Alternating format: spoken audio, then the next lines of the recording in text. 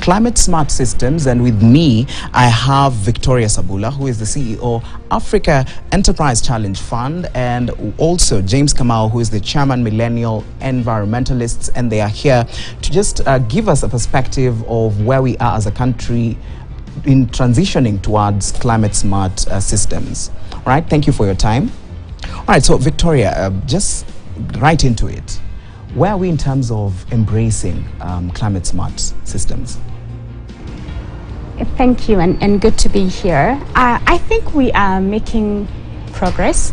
Over the course of time, there has been a lot of investments in respect of early warning systems. You find that farmers, and especially the younger farmers that we are really encouraging into the sector, are actually having apps that are accessible, that can be able to speak to weather conditions, can be able to speak to information that they need to have in their hands to pick the right inputs for whatever they are seeking to produce. There's been a lot of investment into the seed companies in the country, looking into drought-tolerant crop varieties, looking into agronomic practices that require to be passed on to farmers that helps in terms of soil health. There is a lot of conversation right now around regenerative agriculture, just the need to think about how we protect our soils even as we seek to increase production in our farms.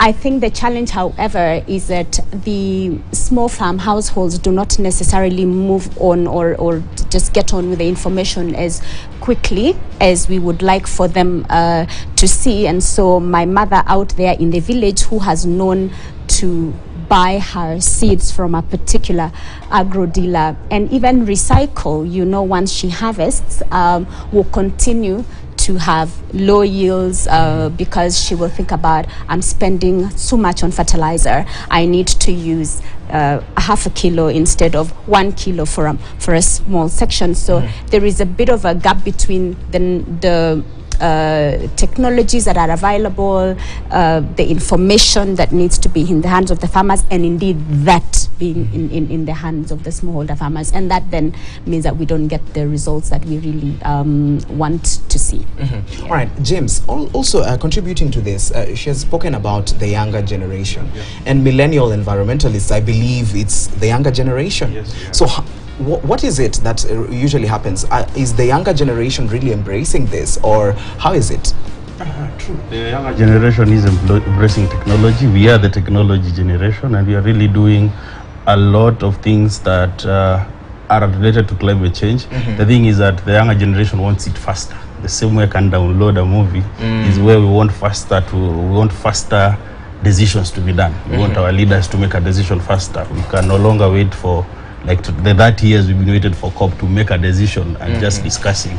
With the technology, we have better ways of doing things which are more safe for the environment and for us. And now we need to accelerate the way this information reaches the community. Just like Victoria said, we need our moms, our grandparents in the rural areas to actually understand and have the resources that we are actually generating and have, so that they can improve their way of life, they can improve their production, and they can improve our climate, because we are in a deep situation. We are in a, let's say, a mess, and we really need to come together. And actually, speed is very, very, very important in how we tackle this situation we are in. All right. Also, now let's move on and look at how easy is it moving from the traditional forms into the new forms? We were speaking earlier, and you had spoken about firewood. You had spoken about charcoal. How easy is it moving from that now and looking at even climate smart systems that can be used as an alternative to these ones? So really, I think what you're really trying to speak to here is the matters relating to the environment and the choices that we have relating to cooking, I think, right? So as in where we are right now as a country in Kenya, if you go to rural areas and a lot of the urban areas, we actually use charcoal and firewood to cook. that is destructive not only to the environment, but it is not good at all for actually our health. And actually, clean cooking affects a number of people across the country in terms of respiratory conditions. But if you look at the how we cook, and the fact that you can only walk, down a valley and harvest wood fuel, whereas to use LPG gas or to use an alternative that is clean, you have to spend money. There is no incentive for the rural household to actually transition to a cleaner fuel. Also, just because of matters, information and knowledge and exposure, it is very difficult for someone down in our rural homes to link their coughing and their chest issues to, I am inhaling too much smoke. So we need to find affordable, clean cooking solutions to reach our rural homes. And that is what we do at the AECF. We seek to incentivize the private sector to present affordable, accessible solutions to rural households that are cleaner. So, for example, pushing clean cook stoves. We have companies such as Cocoa Fuels, for example, that actually is able to put in the hands of rural households bioethanol cook stoves that only cost about an equivalent of 2,000 shillings, and you only need about between 50 shillings and 180 shillings to be able to buy the fuel on a day-to-day basis. We are working, of course, with many other stakeholders just around how do we think about the traditional forms of fuel and the cook fuel, the opportunities that exist in the carbon market, and how these benefits get to be passed on to these rural communities so that they can access cook stoves, possibly actually for free where possible, or where they're incentivized to pay. They also get a gain from, hey, I've contributed to avoiding, carbon emissions. How about if you pay me, because there is someone else who is actually gaining from these carbon credits? It's a complicated conversation, but it's something that actually will help us to be able to have more households to stop cooking using wood fuel, conserve our environment, and actually they really get to live longer and be healthier.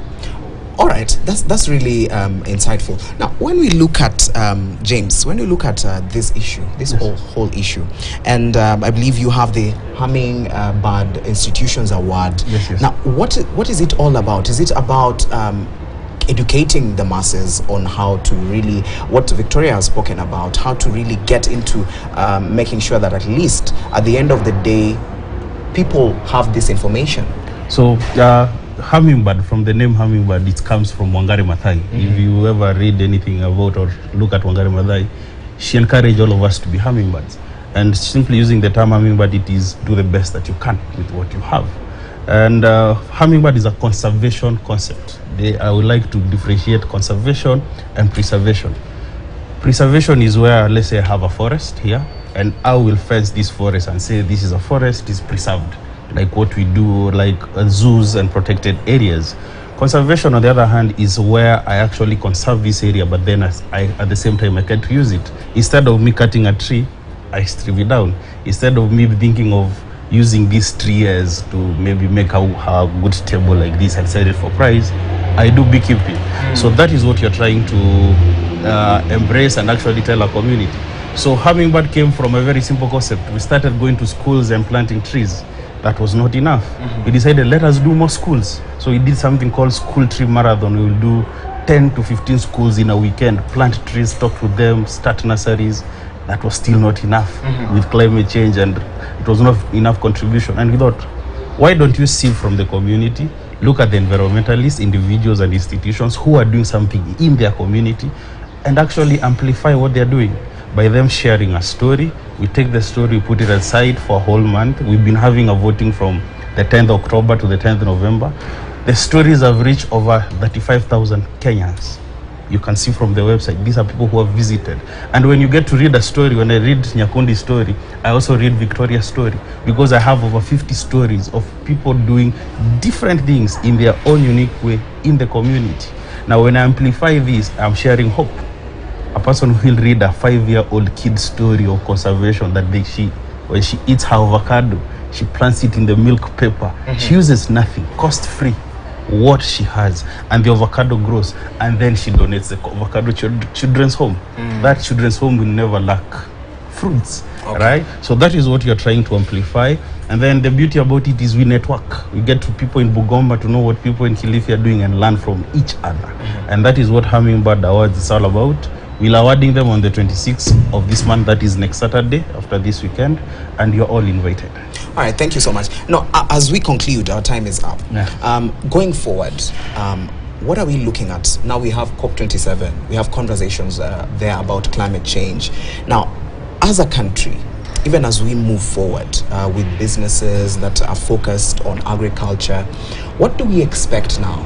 What will be the conversation that will be there after COP27? Even as we conclude, let me start with you, Victoria. What do you expect to see? So I think COP27 has focused a lot on the urgency in response to the climate crisis, that it is right here with us. We cannot no longer talk about what we will do in the future. And there's a lot of talk around adaptation. So much effort has gone into mitigation, and we must continue to invest in mitigation and really ensure, as in the displacement of the carbon emissions. However, we need to think, as a continent, as a country, around, helping our farmers to better adapt, as in through what I said before, which is crop varieties that are adapted to current conditions, early warning systems, and really having information available. Just think about the farmer that has been, waiting with produce on the farm, then rains have come, and then shortly they're having to deal with post-harvest loss. How do we manage and better have predictive mechanisms? And also beyond really this primary agriculture sector, what are the other supporting sectors really that will speak to adaptation for us as a country?